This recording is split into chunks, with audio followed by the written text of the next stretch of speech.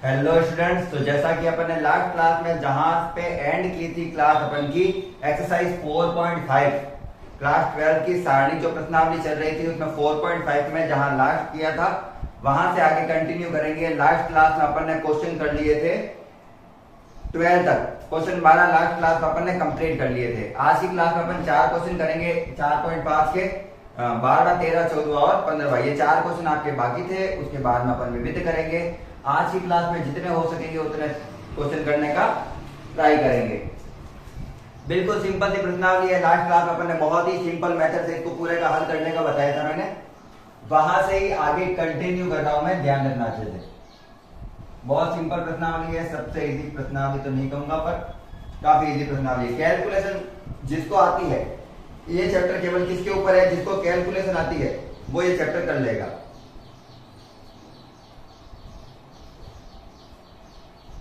ये सेकंड सबसे easy chapter है, इससे ज्यादा इजी है मैट्रिक्स। ये दोनों सेम सेम ही होते हैं। मेरे को एक समीकरण दे रखी है 2x plus 3y plus 3z, उसका मान है 5,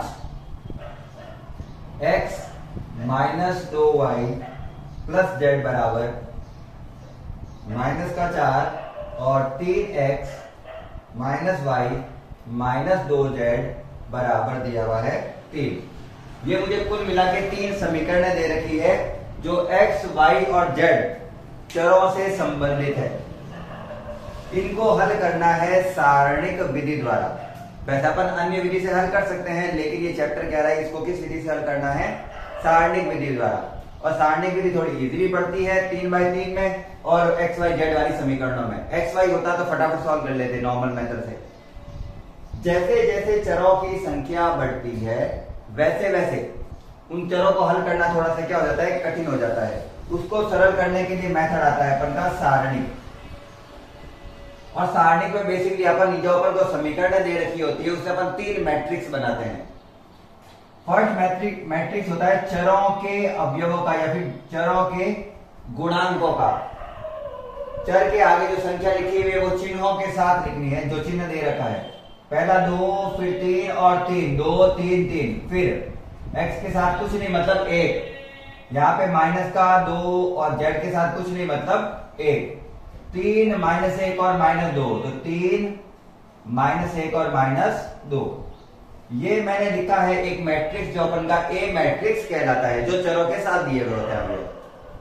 उसके बाद में एक मैट्रिक्स बनता है अपन का एक्स मैट्रिक्स, बड़ा एक्स, वो चरों का मैट्रिक्स होता है और उसे स्तंभ के रूप में लिखा जाता है।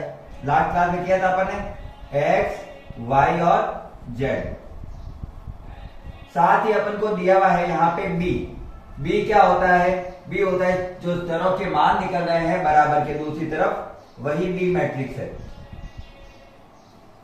और प्रश्न में मुझे कह रहा है इसको हल करो, यानी एक्स वाई जेड के मान ज्ञात करो। चल एक्स वाई जेड का मान ज्ञात करो या फिर मैट्रिक्स एक्स का मान निकालो। तो इसे करने के लिए क्या मेथड होता है? तो आपने फॉर्मूला पढ़ा होगा, या मैंने वैसे लास्ट क्लास में वगैरह सारा बता दिया है, फिर भी बता देता हूं। इन चरों के मैट्रिक्स या फिर इन चरों के मान याद करने के लिए एक सूत्र होता है x बराबर a इनवर्स b। x बराबर a इनवर्स b। इससे अपन x के मैट्रिक्स या फिर x, y, z चरों के मान ज्ञात कर सकते हैं। b मैट्रिक्स तो मुझे दे रखा होता है, जबकि a इनवर्स है वो किससे निकलता है? a के मैट्रिक्स से अपन को निकालना होगा। तो सबसे पहले a मैट्रिक्स का अपन को लेना पड़ता है उपसारणिक, उपसारणी के बाद उसका सहखंड, सहखंड के बाद सहखंडज, सहखंडज और सारणिक निकाल के अपन ए इनवर्स निकाल सकते हैं।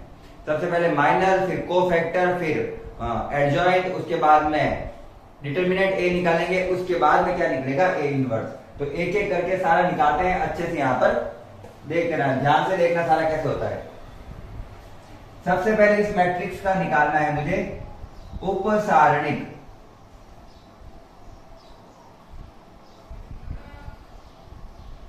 सबसे पहले मुझे इस मैट्रिक्स का निकालना है उपसारणिक, और उपसारणिक को निकालने का तरीका या फिर मेथड क्या होता है?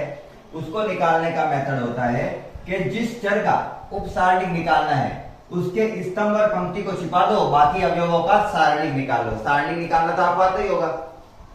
तो सबसे पहला अवयव है 2, इसका निकालना है तो इसके स्तंभ और पंक्ति को छिपा दो, इनको गुणा करो। तो -2 को -2 से गुणा करूंगा 4, फॉर्मूले वाला माइनस, -1 को -1 को +1 से गुणा करूंगा -1, वो माइनस इससे मिलके हो जाएगा +1। तो 4 और 1 कितना हो गया 5। और अपन को एग्जाम में सीधा ही लिखना है, मैं यहाँ पर आपको समझाने के लिए लिख रहा हूँ, बाकी मैं शॉर्ट में कर सकता था इसको। चलिए दूसरे अवयव का निकालना है, इसकी पंक्ति और स्तंभ को छिपा दो। 1 को -2 से गुणा किया -2, फॉर्मूले वाला माइनस, 3 को 1 से गुणा किया 3, तो -2 और -3 हो गया -5। चलिए इस 3 का निकालना है, इसके स्तंभ और पंक्ति को छिपा दो। 1 को -1 से गुणा किया -1, फॉर्मूले वाला माइनस, 3 को -2 से गुणा किया माइनस का 6, जो इस माइनस से माइनस मिलके हो जाएगा प्लस का 6। 6 में से 1 गया, फिर से क्या आया 5। पहली लाइन में 5 -5 और 5। चलिए दूसरी लाइन निकालते हैं, हटाता हूं साथ साथ में हटाता रहूंगा। दूसरी लाइन ये वाली, 1 की जगह उपसारणी निकालने के लिए इसका स्तंभ और पंक्ति को छिपाओ। 3 को -2 से गुणा किया माइनस का 6, फॉर्मूले वाला माइनस, -1 को 3 से गुणा किया माइनस का 3, जो इससे मिलके हो जाएगा प्लस का 3। कैलकुलेशन अच्छी होगी, मैं मानता हूं आपको, मैथमेटिशियन हो आप, ठीक है ना। -2 के लिए निकालना है, इसकी पंक्ति और स्तंभ को छिपाया। 2 को -2 से गुणा किया माइनस का 4, फॉर्मूले वाला माइनस, 3 को 3 से गुणा किया 9, माइनस का 9 और माइनस का 4 मिलकर हो जाएगा माइनस का 13। 1 का मान निकालना है, स्तंभ और पंक्ति को छिपाया। 2 को -1 से गुणा किया -2, फॉर्मूले वाला माइनस, 3 को 3 से गुणा किया 9, तो आ गया माइनस का 11। ठीक, चलिए लास्ट पंक्ति 3 का, इसका उपसारणी निकालो। तो इसके पंक्ति और स्तंभ को छिपा दो। 3 को 1 से गुणा किया 3, फॉर्मूले वाला माइनस, -2 को 3 से गुणा किया माइनस का 6, तो माइनस इससे मिलकर हो जाएगा प्लस का, पहला आगे आया 9। फिर इसका निकालना है मान, इसके पंक्ति और स्तंभ को छिपा दो। 2 को 1 से गुणा किया 2, माइनस फॉर्मूले वाला, 1 को 3 से गुणा किया 3, 3 में से 1 गया, 3 में 2 गया, 1 माइनस का आएगा क्योंकि माइनस की संख्या बड़ी है। -2 के लिए निकालना है, इसके स्तंभ और पंक्ति को छिपा दो। 2 को -2 से गुणा किया -4, फॉर्मूले वाला माइनस, 1 को 3 से गुणा किया 3, -4 और -3 हो गया माइनस का 7। और ये अपने निकले हैं, ये अपने प्राप्त हुए हैं उपसारणिक। निकालना केवल उपसारणिक है, बाकी तो क्वेश्चन बहुत इजी है। निकालना केवल क्या अपन को मेनली उपसारणिक, बाकी तो सारे के सारे इसी से निकल जाते हैं। उपसारणी का निकालना है मेरे को, माइनर का निकालना है मेरे को सहखंड यानी कोफैक्टर। पड़ोस में निकालूंगा मैं, यहाँ पे ध्यान देना।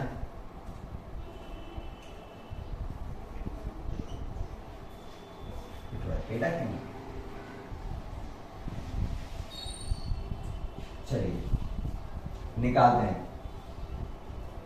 उपसारणिक से सहखंड निकालने का सूत्र क्या होता है? 4 अवयवों के चिन्ह चेंज करने पड़ते हैं। क्यों करने पड़ते हैं वो मैंने बता रखा था जब मैंने टॉपिक समझाया था। अभी आपको केवल सीधा समझना है। इन चारों के क्या करने हैं? चिन्ह को चेंज, माइनस है तो प्लस, प्लस है तो माइनस, तो वो अपना बन जाएगा सहखंड। 5 का 5, ये -5 का हो गया प्लस का 5, और ये 5 का 5, -3 का हो गया 3, -13 का -13, और -11 का हो गया प्लस का 11, 9 का 9, -1 का हो गया प्लस का 1, और -7 का -7। ये मैंने उपसारणिक से क्या निकाला है? ये मैंने उपसारणिक से निकाला है सहखंड, कोफैक्टर, माइनर से कोफैक्टर। नाउ अब अपन को निकालना है adjoint of A. Adjoint of A, और एडजॉइंट ऑफ ए को निकालने का सूत्र क्या होता है? एडजॉइंट ऑफ ए कैसे निकलता है? लास्ट क्लास पढ़ी होगी आपने। तो जो मुझे फैक्टर दे रखा था, जो मुझे कोफैक्टर दे रखा था, जो मुझे सहखंड दे रखा था, उसका परिवर्त निकालना है। परिवर्त का मतलब पंक्तियों को स्तंभों के रूप में या फिर स्तंभों को पंक्तियों के रूप में लिख दो। पहली पंक्ति बन जाएगा पहला स्तंभ, दूसरी पंक्ति बन जाएगा दूसरा स्तंभ,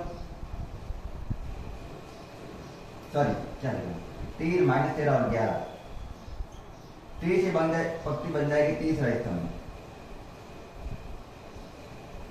पहली पंक्ति दूसरी पंक्ति तीसरी पंक्ति बन गई है, इसकी पंक्तियों को उठाकर स्तंभ बनाए, ठीक है ना। पहली पंक्ति ये रही, दूसरी पंक्ति ये रही, तीसरी पंक्ति ये रही। तीनों पंक्तियों को मैंने किस में चेंज कर दिया, स्तंभों में। ये अपन का आ गया एडजॉइंट ऑफ ए।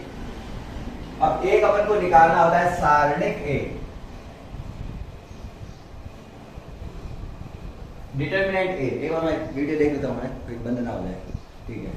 अब मुझे निकालना है डिटरमिनेंट ए। डिटरमिनेंट ए निकालने के बहुत सारे फॉर्मूले हैं, मैंने लास्ट क्लास में बताए थे। शॉर्टेस्ट फॉर्मूला है ये वाला,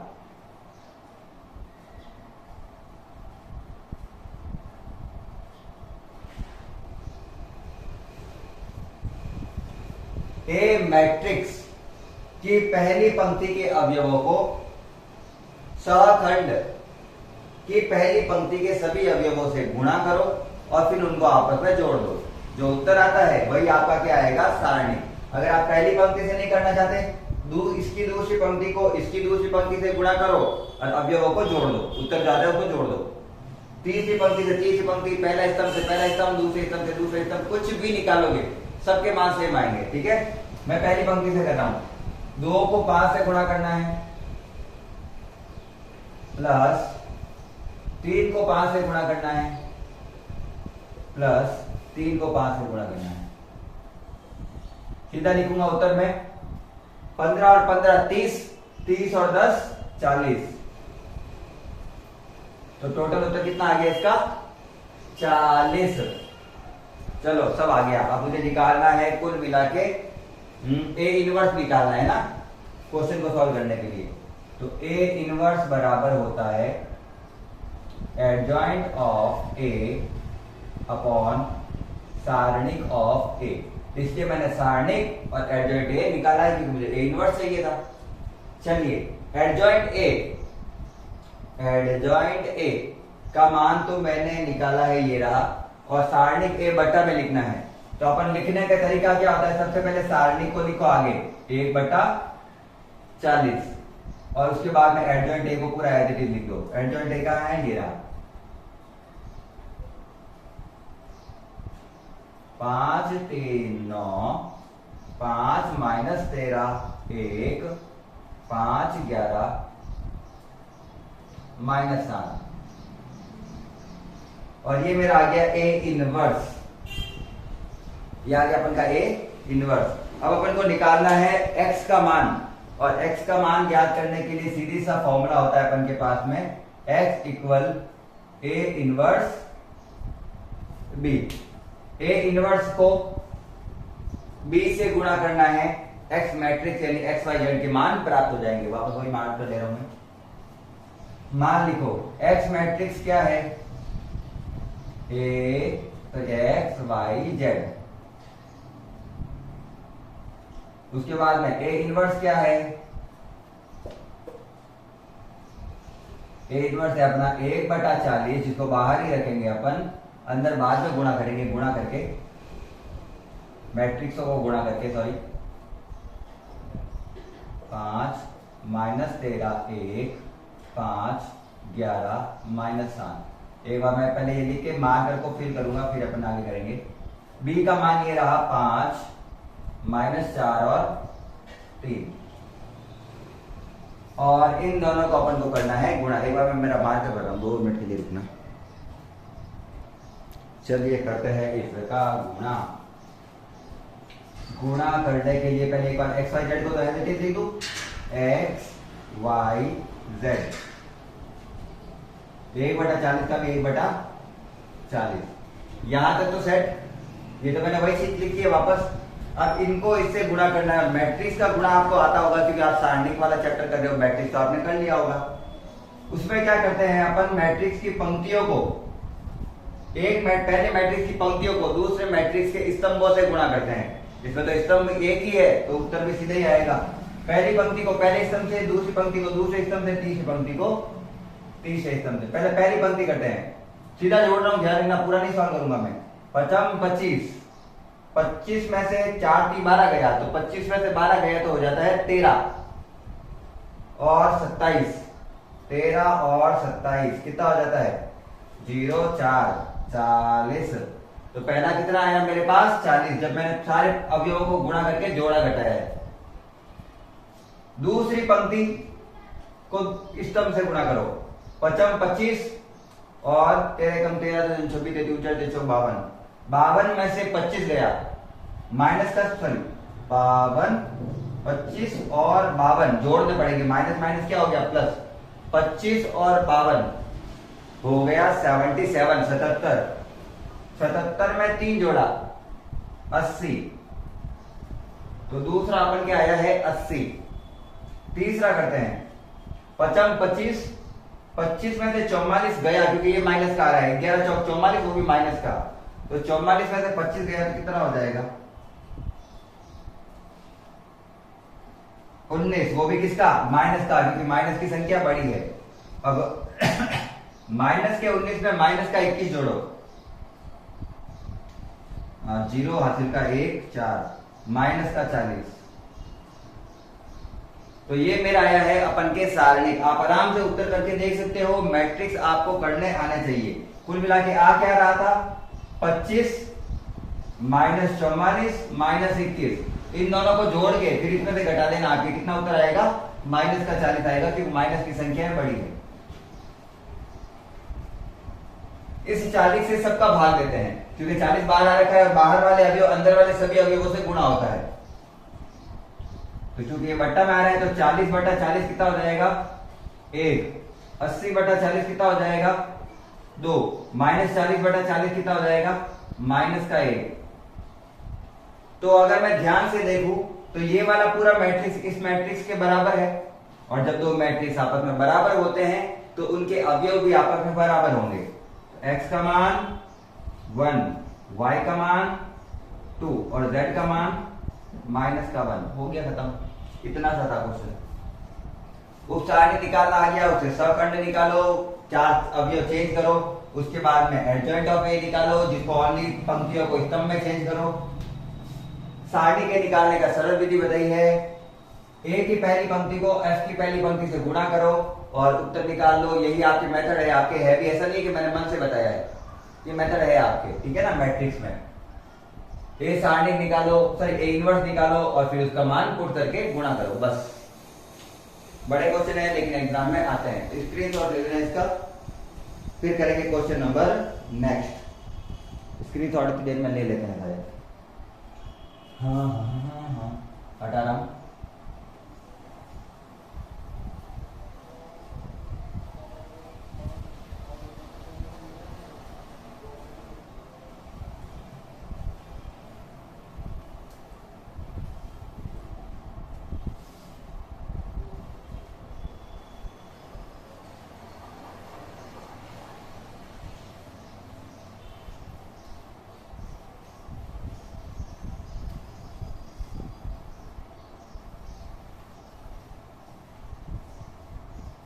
क्वेश्चन नंबर 14 क्या दिया हुआ है? क्वेश्चन 14 के x minus Y plus 2z का मान है 2z का मान है 7, फिर है 3x plus 4y minus 5z बराबर है माइनस का 5, और लास्ट है मेरे पास 2x minus Y plus 3z बराबर 12। ये मुझे 3 समीकरण दे रखी है और x y z के मान निकालने हैं सारणिक विधि से। सेम प्रोसेस चलेगा, कोई डिफरेंस नहीं है दोनों मेथड में कोई डिफरेंस नहीं है। वैल्यू में डिफरेंस होगा, कैलकुलेशन में डिफरेंस होगा, थोड़ा बहुत अलग वैल्यू आएगी, बहुत ज्यादा भी अलग हो सकती है। सबसे पहले क्या करते हैं अपन? 3 मैट्रिक्स बनाते हैं, ए मैट्रिक्स, एक्स मैट्रिक्स और बी मैट्रिक्स। ए मैट्रिक्स क्या होता है? एक्स वाई जेड के अवयवों के गुणांकों का मैट्रिक्स। पहला 1 माइनस 1 2, दूसरा 3 4 माइनस 5। और अगर आपने चिन्ह गलत ले लिया है तो आपकी पूरी कैलकुलेशन गलत है। 2 माइनस 1 और 3, ये मेरा आ गया है ए मैट्रिक्स। ठीक है, अब बताओ एक्स मैट्रिक्स क्या होगा? चरों का मैट्रिक्स होता है एक्स वाई जेड। फिर क्या होगा? बी मैट्रिक्स निकालना है। बी मैट्रिक्स क्या होता है? बराबर के दूसरी ओर वाले अवयव, 7 माइनस 5 और 12। 3 अवयव आ गए। x का मान निकालने का सूत्र क्या होता है? x बराबर a इनवर्स b। a का इनवर्स निकालो, उसको b से गुणा करो, x मैट्रिक्स का मान आ जाएगा। तो उसके लिए बात तो यही है, अपन को निकालना क्या है? a मैट्रिक्स का इनवर्स, a इनवर्स। ठीक है ना? उसके लिए उप सारणिक निकालो, फिर सहखंड निकालो, सहखंडज निकालो, सारणिक निकालो, और सारणिक निकालने के बाद में a इनवर्स लेना है। 4 प्रोसेस में चलेगा कुल मिला के। सबसे पहले निकालते हैं उपसारणिक। सबसे पहले मैं निकाला इसका उपसारणिक। उपसारणिक क्या होता है? इनके अवयवों के, जिसका अवयव का उपसारणिक निकालना है उसके स्तंभ और पंक्ति को छिपा दो, बाकी वाले अवयवों का सारणिक ले लो। पहली पंक्ति का पहले का लेना है, इसके स्तंभ और पंक्ति को छिपा दिया। 4 3 12 माइनस से 1 को माइनस से 5 गुणा किया, माइनस माइनस प्लस का 5, और 12 में से 5 जाता है तो बचता है 7। पहला, इस अवयव का ज्ञात करना है, इसकी पंक्ति और स्तंभ को छिपा दो। 3 दिया 9, फॉर्मूले वाला माइनस, 2 को माइनस 5 से गुणा करूंगा तो माइनस का 10, वो माइनस इससे मिलकर हो जाएगा प्लस का 10, तो आ गया 19। ठीक है, थोड़ा पास लिखना पड़ेगा, उधर भी जगह सही है। 19। तीसरे अवयव का निकालना है, इसके स्तंभ और पंक्ति को छिपा दो। 3 को माइनस 1 से गुणा किया, माइनस का 3, फॉर्मूले वाला माइनस, 2 को 4 से गुणा किया 8, माइनस 8 और माइनस 3 हो गया माइनस का 11।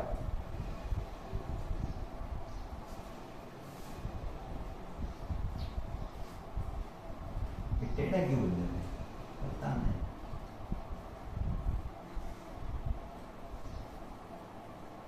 चलिए अब करते हैं नेक्स्ट,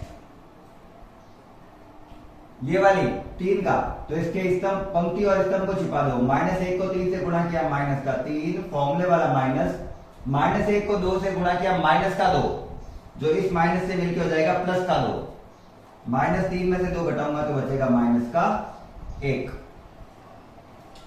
चलिए 4 के लिए निकालना है, इसके स्तंभ और पंक्ति को छिपा दो।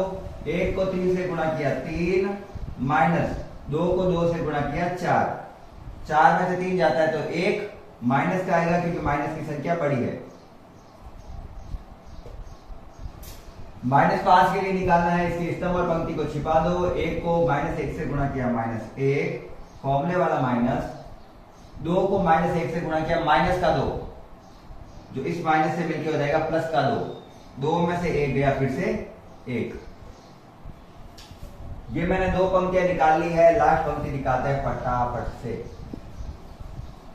इसके लिए निकालना है, इसके पंक्ति और स्तंभ को छिपा दो। -1 को -5 से गुणा किया, प्लस का 5, माइनस किसी लिए, हाँ इसे, माइनस 4 को 2 से गुणा किया 8, 8 में से 5 गए 3, वो भी माइनस का। इसके लिए निकालना है, इसके पंक्ति और स्तंभ को छिपा दो। 1 को -5 से गुणा किया, -5, फॉर्मूले वाला माइनस, 3 को 2 से गुणा किया 6, -5 और -6 हो जाता है माइनस का 11। लास्ट के लिए निकालना है, इसके स्तंभ और पंक्ति को छिपा दो। 1 को 4 से गुणा किया 4, माइनस 3 को -1 से गुणा किया, माइनस का 3, जो इससे मिलकर हो जाएगा प्लस का 3। और ये अपन का निकल गया उपसारणिक। और जैसा कि मैंने लास्ट क्लास में कहा था, अगर आप उपसारणिक बना सकते हो, अगर आपने उपसारणिक सही से निकाल लिया है, फिर क्वेश्चन में कोई दिक्कत आने वाली नहीं है, क्योंकि पूरा खेल किसका है? उप सारणिक का। अब इसका निकाला मैं सहखंड, वो यहां पर ही लिखूंगा मैं।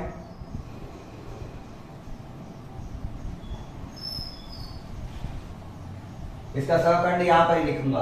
और सहखंड निकालने का क्या तरीका होता है? उप सारणिक कि इन चार अवयवों के चिन्ह चेंज कर दो, माइनस है तो प्लस, प्लस है तो माइनस, बस इतना सा करना है। 7 माइनस का 19 माइनस का 11, 1 माइनस 1 माइनस 1, माइनस 3 11 7, और ये निकल गया मेरे सहखंड। अब क्या निकालना है अपन को? सहखंडज adjoint of A. Adjoint of A निकालना और भी इजी है। एडजॉइंट ऑफ ए और भी इजी। उसको क्या करना पड़ता है? जो मैंने सहखंड निकाला है उसका सहखंडज बनाने के लिए इस एफ का परिवर्त लेना पड़ता है। परिवर्त मतलब पंक्ति स्तंभों में चली जाएगी, स्तंभ पंक्तियों में आ जाएगा। तो पहली पंक्ति को पहला स्तंभ बनाते हैं। 7 माइनस 19 माइनस 11। दूसरी पंक्ति 1 माइनस 1 माइनस 1। तीसरी पंक्ति माइनस 3 11 7। तो तीनों पंक्तियों को मैंने तीनों स्तंभों में लिख दिया। ठीक है, हाँ ठीक है, चेक कर लेता हूं मैं। ठीक है, अब मुझे क्या करना है? अब मुझे सिंपली सारणिक ए निकालना है, और सारणिक ए निकालने का सूत्र भी मुझे पता है। क्या होता है? A11 F11 plus A12 F12 plus A13 F13। पूरा लंबा सारणिक निकालने की जरूरत नहीं है। सीधा क्या करो? A11 को F11 से गुणा करो, A12 को F12 से, और A13 को F13 से करो। A11 मतलब क्या है? ए मैट्रिक्स की पहली पंक्ति के अवयवों को F मैट्रिक्स की पहली पंक्ति के अवयवों से गुणा करके जोड़ दो। 1 को 7 से गुणा करना है, प्लस माइनस 1 को माइनस 19 से गुणा करना है, प्लस 2 को माइनस 11 से गुणा करना है। और माइनस वाले नंबर को हमेशा ब्रैकेट में लिखना है, ये ध्यान रखना हमेशा। 7 एकम 7 माइनस माइनस प्लस का 19 प्लस माइनस माइनस का 22। 19 और 7 होते हैं अपने 26। 26 में से 22 जाएगा तो बचेगा 4। तो 4 मेरे आ गया यहां पर सारणिक। ये मैंने सारणिक निकाल लिया, एडजॉइंट ऑफ ए निकाल लिया, सारा प्रोसेस हो गया। अब मुझे केवल एक छोटा सा चीज निकालनी है, वो है मेरे पास ए इनवर्स। और ए इनवर्स कैसे निकाला जाएगा? इसका सूत्र होता है एडजॉइंट ऑफ ए बटा सारणिक ऑफ ए। इसलिए मैंने एडजॉइंट ए और सारणिक ए निकाला था। सबसे पहले लिखने का तरीका क्या होता है? जो सारणिक का मान आया है उसको 1 के बटा में लिखो, क्योंकि वो बटा में दिया हुआ है। 1 बटा 4। फिर बनाओ मैट्रिक्स। किसकी मैट्रिक्स? एडजॉइंट ऑफ ए की, ये रही। 7 1 minus 3 minus 19 minus 1 11 minus 11 minus 1 और 7। ये मैंने निकाला है ए इनवर्स। क्या बनाया मैंने? A inverse. ठीक है, अब क्या करना है? अब करना ये है कि मुझे एक सूत्र पता है x का मान ज्ञात करने का। वो होता है x मैट्रिक्स बराबर A inverse B. x matrix बराबर ए इनवर्स बी। अगर मैं ए इनवर्स को बी मैट्रिक्स से गुणा कर दूं तो मेरा x का मान आ जाएगा। अभी किया था अपन ने, x y z। गुणा करना है ए इनवर्स से, मतलब इससे 1/4 मैट्रिक्स बना रहा हूं 7 1 माइनस 3 माइनस का 19 माइनस 1 11 माइनस 11 माइनस का 1 और 7। इस ए मैट्रिक्स को किससे गुणा करना है? बी से।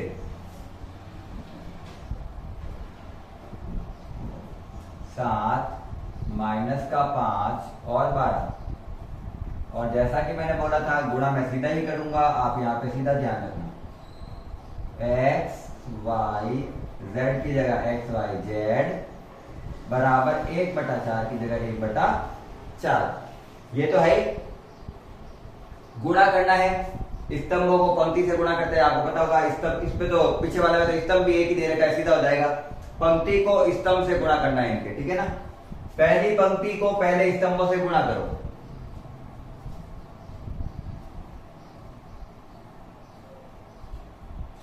सात तो सात से गुणा किया, 7 7 49। 49 में से 5 गए, 49 में से 5 गए, 44 44 44 में से 36 गए, 44 में से 36 जाएगा तो बचेगा 8। तो मैंने सीधा लिखा यहां पर 8। आप सॉल्व कर लेना, इसको इससे गुणा, इसको इससे गुणा और इसको गुणा करने पर जो मान आते हैं उनको जोड़ लेना, घटा लेना, जो भी होता है वो। माइनस के 19 को 7 से गुणा करूंगा, 19 से कम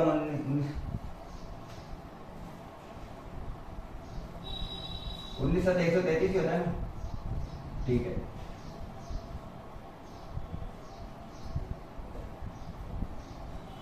माइनस का 133 माइनस के 1 को प्लस के 5 माइनस के 5 से गुणा किया, प्लस का 5 11 को 12 से गुणा किया तो आया मेरे पास 11 11 11 होता है 121। 121 में 11 जोड़ूंगा तो 132।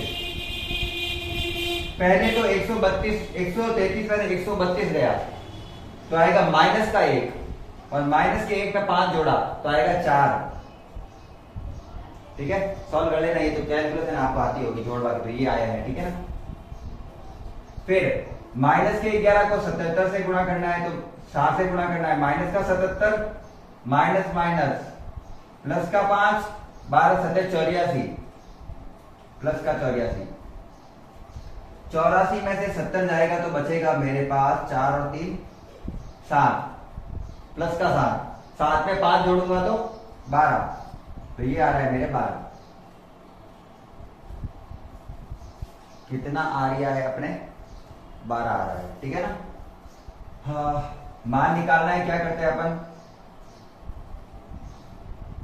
क्या करते हैं? बाहर वाले अवयवों को अंदर वाले सबसे अवयवों से गुणा करते हैं। बट्टा में 4 आ रखा है तो 8 से 4 गया 2 बार में, 4 से 4 गया 1 बार में, 4 से 12 गया 3 बार में। ये आ गया मेरे पास मैट्रिक्स, फाइनल उत्तर आया है। तो इससे x का मान क्या निकलेगा? जब दो मैट्रिक्स बराबर होते हैं तो उनके अवयव भी बराबर ही होते हैं। x बराबर 2, y बराबर 1, z बराबर 3। x बराबर 2, y बराबर 1, z बराबर 3। ऐसे कहते छापा छापी कर लो, स्क्रीनशॉट ले लेना। और क्लास चलिए 15वां नंबर प्रश्न जो अपन को दिया हुआ है उसमें अपन को क्या दिया हुआ है कि 3 तो अपन के पास समीकरण है और उस समीकरण का मैट्रिक्स आपको बनाकर दे दिया गया है।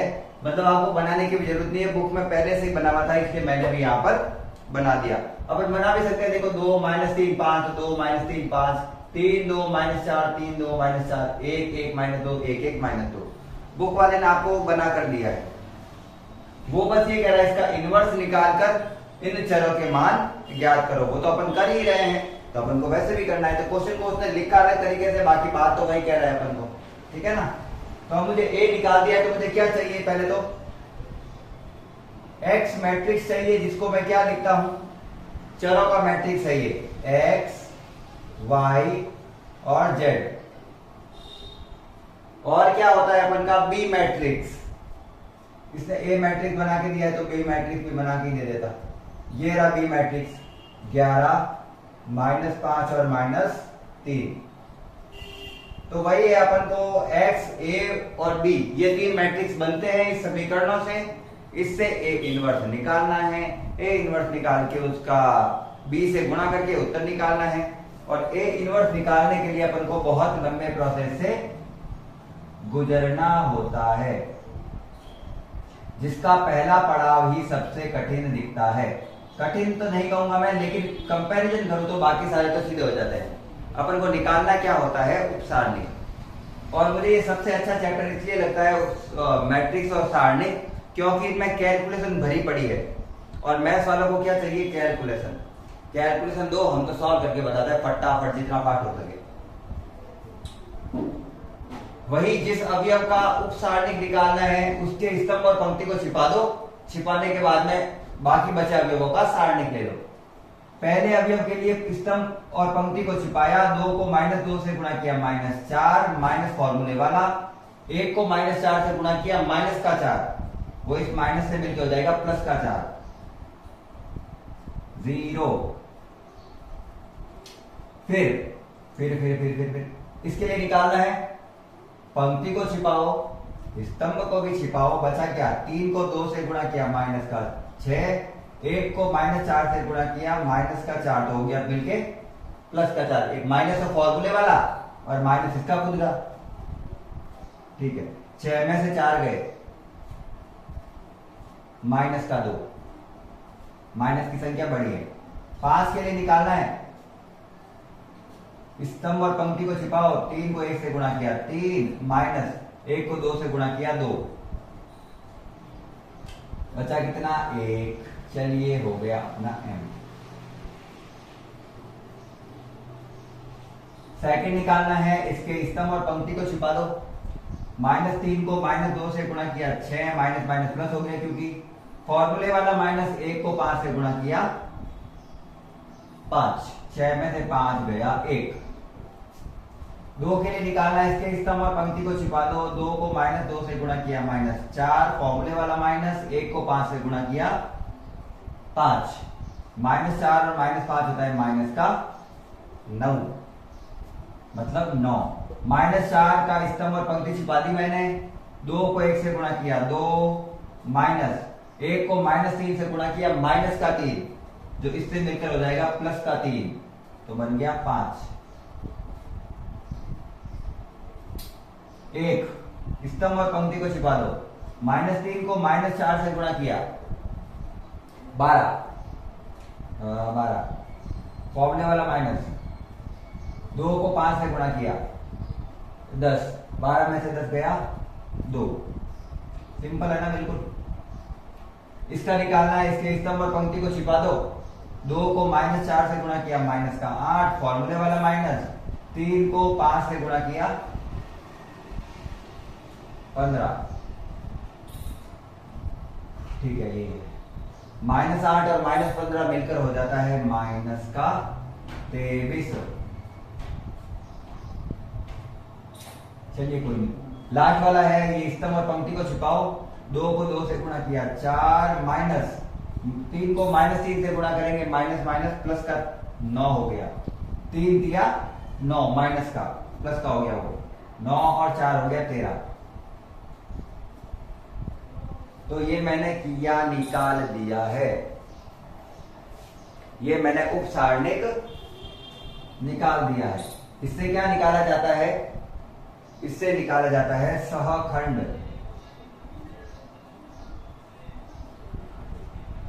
इससे निकाला जाता है सहखंड।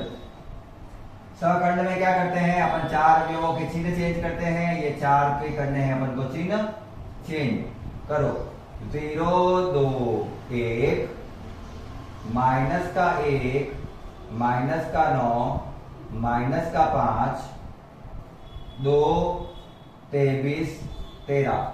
चिन्ह केवल उन्हीं के चेंज करने हैं जिसके ऊपर मैंने गोला बना रखा है, बाकी सबके चिन्ह सेम रहेंगे। तो उपसारणिक से अपन ने क्या बनाया, सहखंड, सहखंड से सहखंडज यानी एडजॉइंट ऑफ ए।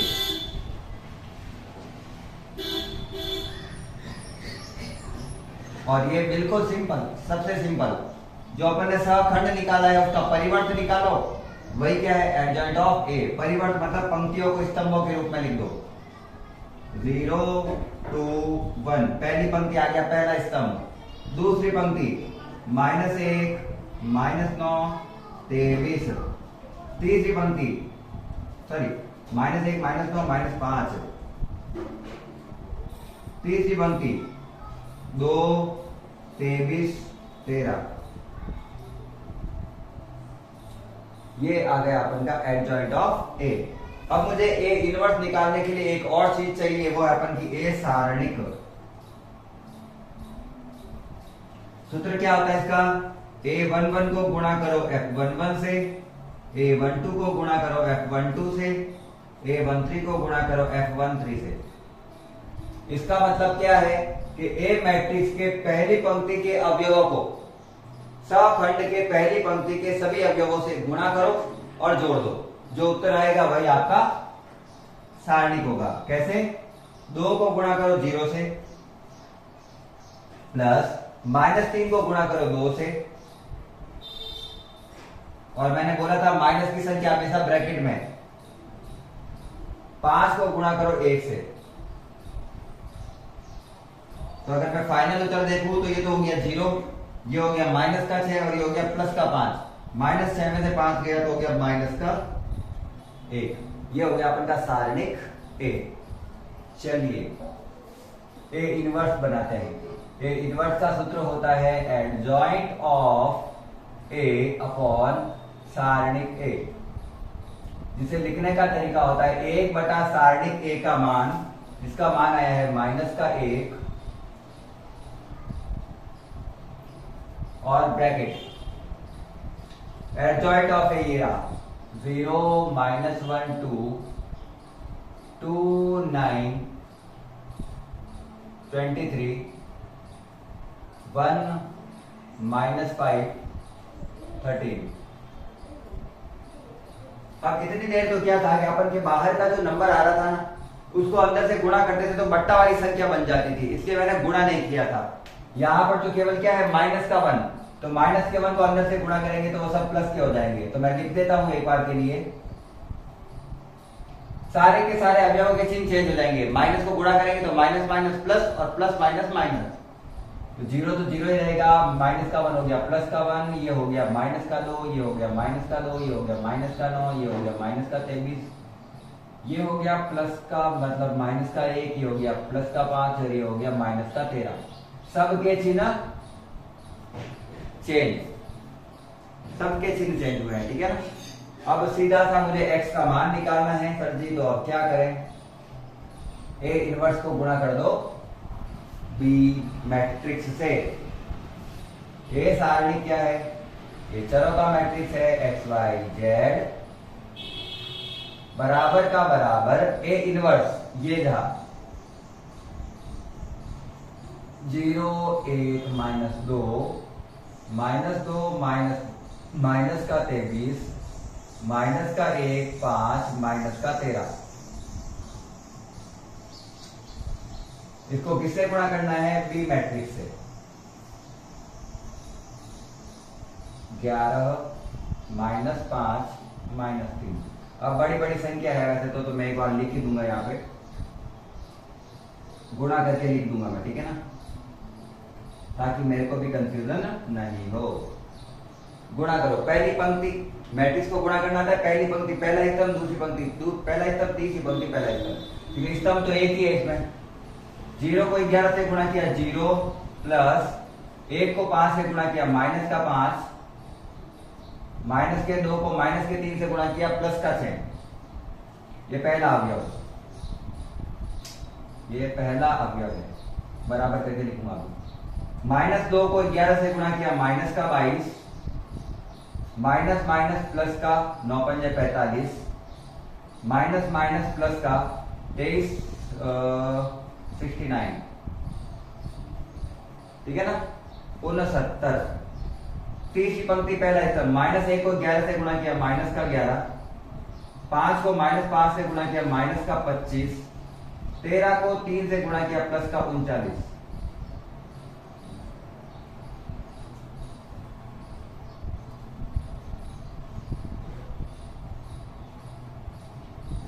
करो, जोड़ो सबको। 6 में से 5 गया 1, 69 और ये हो गया कुल मिला के आ गया मेरे पास 40, 114 में से 22 गया 2 और 9, 92। ये तो मुझे कुछ गड़बड़ लग रहा है। माइनस माइनस प्लस,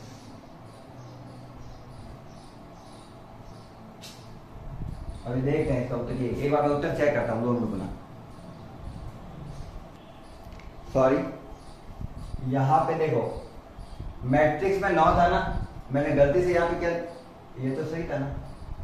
एक बार चेक करने दो। देखो मेरे को यहाँ पर क्या चाहिए, माइनस का 9 चाहिए कुल मिला के। यहाँ पे माइनस का दे रखा है 9। अच्छा, माइनस का 9 दे रखा है, मैंने प्लस का ही लिख दिया क्या? सॉरी, क्वेश्चन तो सही किया था अपन ने, ओनली माइनस का। जैसे मैंने कहा था चीजें चेंज होते ही पूरा गलत हो जाता है। तो ये हो गया प्लस का 9, ये प्लस का 9 हुआ, तो ये भी प्लस का 9, प्लस का 9 हुआ तो वापस से गुणा करो, ये हो जाएगा माइनस का 45। कुल मिला के यहाँ पे गड़बड़ था पूरा। अब सॉल्व करो, इन दोनों को जोड़ता हूं तो आ रहा है 7 6, वो भी किसका? माइनस का। माइनस का 67, 69 में से 67 गया तो 2 बचेगा केवल, वो भी प्लस का ही। लास्ट ये वाला है 25 में 11 जोड़ा मैंने, 25 में 11 जोड़ा तो आ रहा है 6 36, 39 में से 36 गया क्योंकि ये तो माइनस का है, 39 में से 36 गया तो 3। तो ये आ गया अपन का मान। यहां से देखूं तो मुझे x क्या मिला, x का मान 1 मिला, y का मान क्या मिला, y का मान 2 मिला।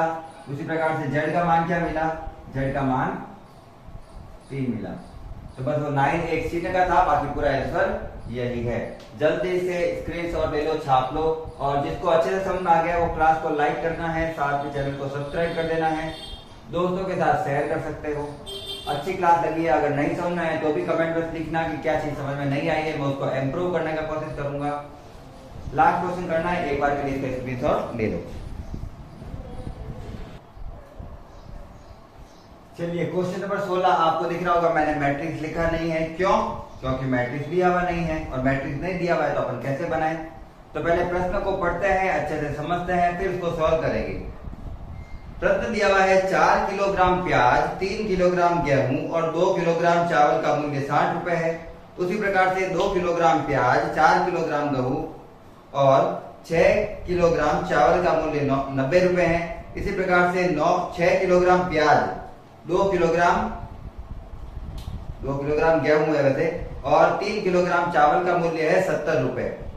आर्ग्यू विधि से बताना है कि चावल, गेहूं और प्याज के मूल्य कितने कितने रुपए है, क्योंकि मुझे टोटल रुपए बता रहे हैं हर बार के, साथ में लाए तब ये रुपए है, साथ में लाए तब ये रुपए है।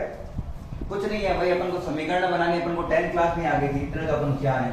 तो मैं मान लेता हूं, मैं मार्कर चेक करता हूं, मार्कर की बड़ी दिक्कत है। पहले तो अपन को मानना पड़ेगा, माना प्याज, दूसरे नंबर पे क्या है गेहूं, क्या लिखे गेहूं, की मात्रा तथा चावल, अरे यार क्या है, जितनी गंदी है मेरी, का मूल्य क्रमशः x, y व z रुपए है।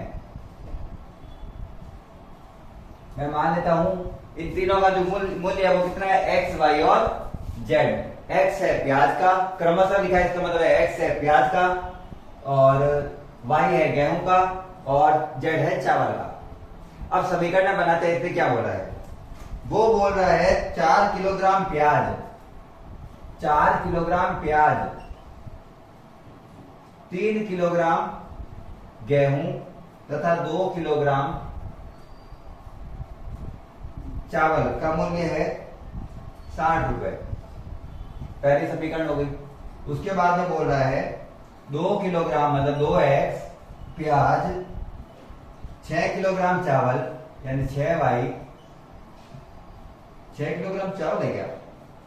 2 किलोग्राम प्याज, 4 किलोग्राम गेहूं और 6 किलोग्राम चावल का मूल्य है 90 रुपए। और अंतिम दिया हुआ है 6 किलोग्राम प्याज, 2 किलोग्राम गेहूं और 3 किलोग्राम चावल का मूल्य है 70 रुपए। ये 3 समीकरण कुल मिला के मुझे बना के दे रखी है। मुझे बोला है, बना के तो नहीं दी थी, मैंने बना दी, फिर भी अपन थोड़े तो होशियार है इतने तो अपन ये 3 समीकरण बनाई है। अपन को बोल रहा है चावल, प्याज और गेहूं का क्या बताना है, अपन को मूल्य बताना है, मतलब एक्स वाई जेड का मान निकालना है। वही सबसे पहले बनाओ ए मैट्रिक्स। वो होता है अवयवों का चरों के साथ दे रखे गुणांकों का।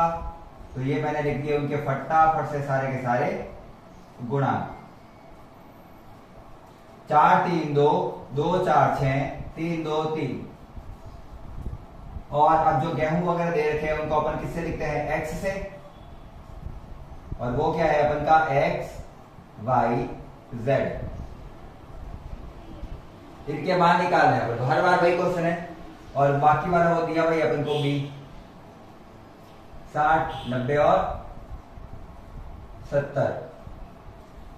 यहां से मुझे इतना तो पता चल गया है कि सबसे ज्यादा जो मूल्य है ना वो किसका है? चावल का है। मैं यहां से देख के बता सकता हूं। जब चावल सबसे ज्यादा लिखा हुआ है ना तो रुपए भी सबसे ज्यादा आ रहे हैं। ठीक है ना? थोड़ा तो कम आज बता सकते हैं। चलिए एक इन्वर्स निकालते हैं, वही मेथड, वही पूरा का पूरा प्रोसेस। सबसे पहले क्या निकालेंगे? सहखंड। निकालो सहखंड। जिस अवयव का सहखंड निकालना है, सहखंड निकालना है, उसको पंक्ति और स्तंभ को छिपाओ, बाकी अवयवों का सारणी। 4 का निकाला है, इसकी पंक्ति और स्तंभ को छिपाया। 4 3 12 माइनस 2 6 12, 12 में से 12 गया 0। 3 के लिए निकालना है, इसके स्तंभ और पंक्ति को छिपाया। 2 3 6 और 6 6 के 36, 6 में से 36 गया माइनस का 30, 12 में। ठीक है। अंतिम वाले का इसकी पंक्ति और स्तंभ और पंक्ति को छिपाया। 2 दूनी 4 में से 6 चौके 24 गया, 4 में से 24 गया तो माइनस का 20। दूर दूर लिख रहा हूं, आएगा नहीं आएगा? चलिए करेंगे, कुछ तो कर ही लेंगे। दूसरी पंक्ति के लिए करना है, इसके पंक्ति और स्तंभ और पंक्ति को छिपाया। 3 3 9 में से 4 गया, 9 में से 4 गया 5। 4 के लिए निकालना है। 4 3 12 में से 6 दूनी 12 गए 0। ये वाला इसके पंक्ति और स्तंभ को छिपाया। 4 दूनी 8 और 3 6 18। सॉरी, इसके लिए निकालना है, पंक्ति और स्तंभ को छिपाया। 4 दूनी 8 में से 18 गए माइनस का 10। 6 के लिए निकालना है, इसके स्तंभ और पंक्ति को छिपाया। 18 में से 8 गए 10। इसके लिए निकालना है, इस पंक्ति और स्तंभ को छिपाया। 12 में से 4 गए 8। इसके लिए निकालना है, स्तंभ और पंक्ति को छिपाया। 16 में से 6 गए 10। तो मेरे कुल मिला के यार इसका चेक कर लेता हूं एक बार। 6 चौक के 24 में से 4 गए, इसका निकालना था इसका। हाँ, एक वापस चेक कराओ, इसके पंक्ति और स्तंभ को छिपाया। 6 चौक के 24, 24 में से 4 गए। अरे कहां 24 में से 4 गए? 20 आ रहा है। मेरे को इसलिए पता चल गया क्योंकि सब 5 के गुणनखंड डाले थे, वो नहीं आ रहा था, तो मैंने एक बार रीचेक कर लिया, पता चल गया मेरे को। ठीक है ना? इस प्रकार थोड़ा बहुत माइंड भी लगाना है कि क्या देना चाह रहा है आगे वाला। क्वेश्चन मेरे नहीं पढ़ा हुआ, बता देता हूं मैं आपको। चेक करता हूं मैं। 12 में से 12 गए 0, 6 में से 36 गए माइनस का 3, 4 में से 24 गए 20। ठीक है। 9 में से 4 गए 5, 12 में से 8 गए, सॉरी 12 में से 12 गए 0, 8 में से 18 गए माइनस का 10। फिर इसके लिए निकाला 8 में से 18 में से 8 गए 10। फिर इसके लिए निकाला 24 में से 4 गए 20। फिर इसके लिए निकाला 16 में से 6 गए 10। ठीक है, सही है। अब मेरे को निकालना है सहखंड।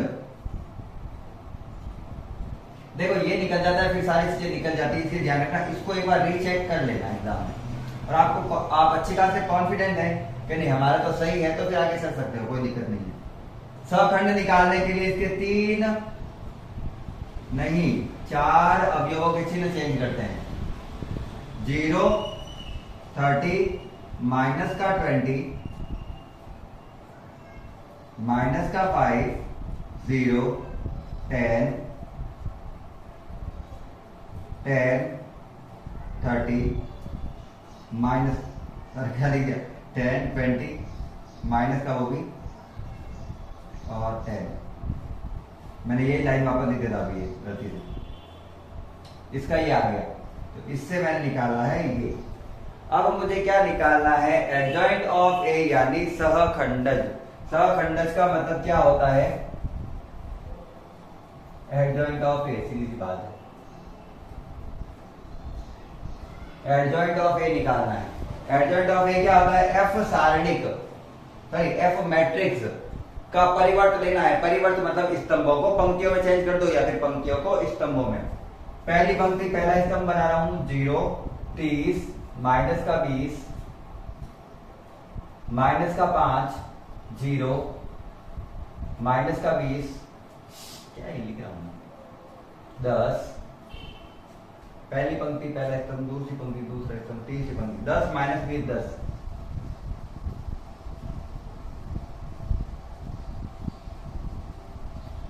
और ये मेरे पास आ गया एडजॉइंट ऑफ ए।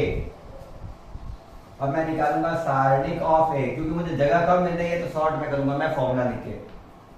A11 को F11 से, A12 को F12 से और A13 को F13 से गुणा करो, गुणा करो, गुणा करो, गुणा करो।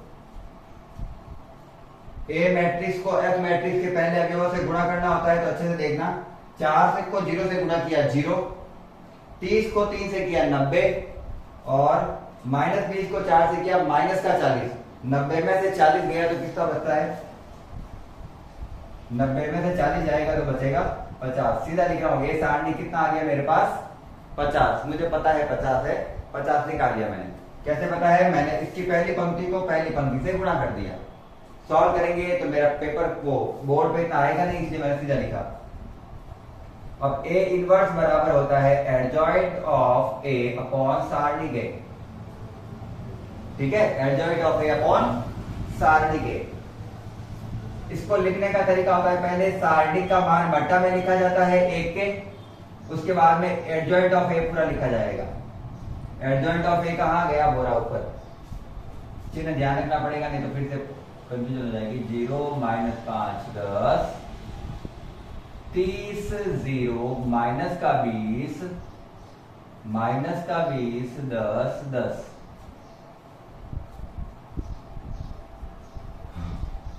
0 30 माइनस 20 माइनस 5 0 10, 10 माइनस 20 10। ठीक है,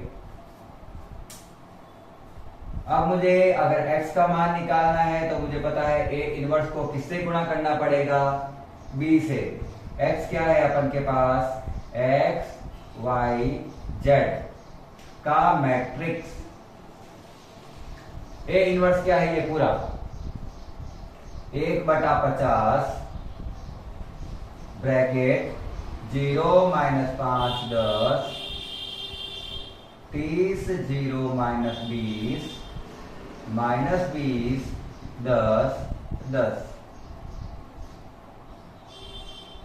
इसको किससे गुणा करना है, इधर से 60 90 और 70 से, बड़े बड़े हैं।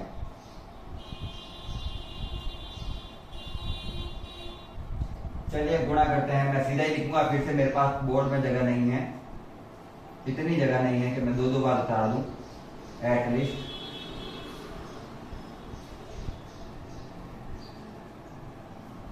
1/50 बाहर ही, अब गुणा करो। पंक्तियों को स्तंभ से गुणा करना है।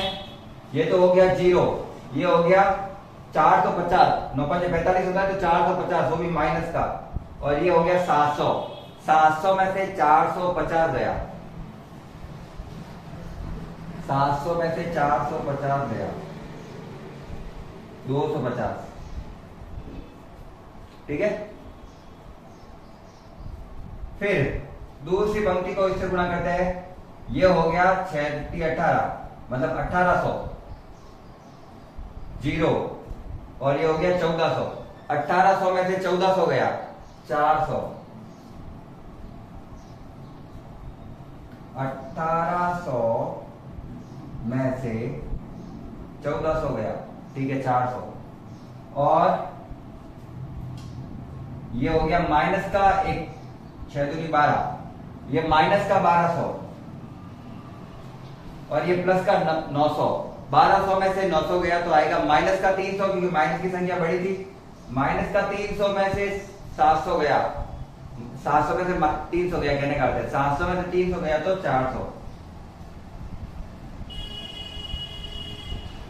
अब बाहर जो अवयव है उसको सभी का भाग लगाओ, क्योंकि बाहर वाला अवयव मैट्रिक्स के सभी अवयवों से गुणा होता है। 50 बटा में दे रखा है तो सबसे भाग लगेगा।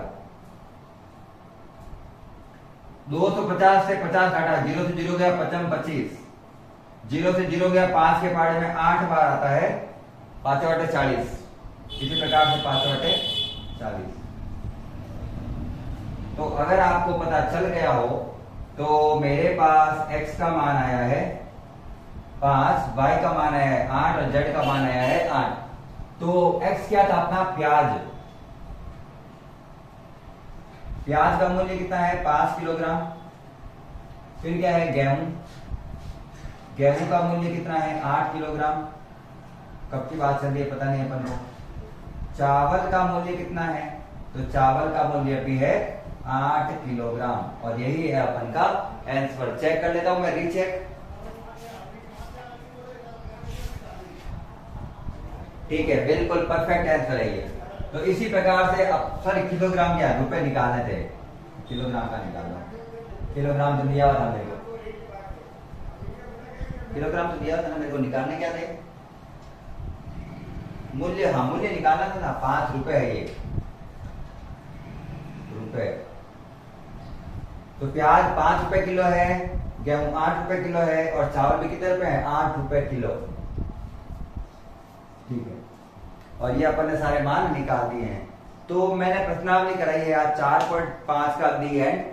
क्वेश्चन आपको समझ में आ गया हो तो एक बार स्क्रीनशॉट ले लेना, क्लास को लाइक कर देना है, चैनल को सब्सक्राइब कर देना है, हो सके तो दोस्तों को शेयर कीजिए। कमेंट सेक्शन में लिखिए आपको और किसी चीज की आवश्यकता हो तो आपको वो नीड मैं जहां तक हो सके पूरा कर दूंगा। आपको क्लास 12 के अंत तक पूरे के पूरा सिलेबस यहाँ पे प्ले लिस्ट के अकॉर्डिंग सॉल्व करवा दिया जाएगा। आज की क्लास के लिए इतना ही रखते हैं। क्लास को अंत तक देखने के लिए धन्यवाद। राधे राधे, जय हिंद, जय भारत।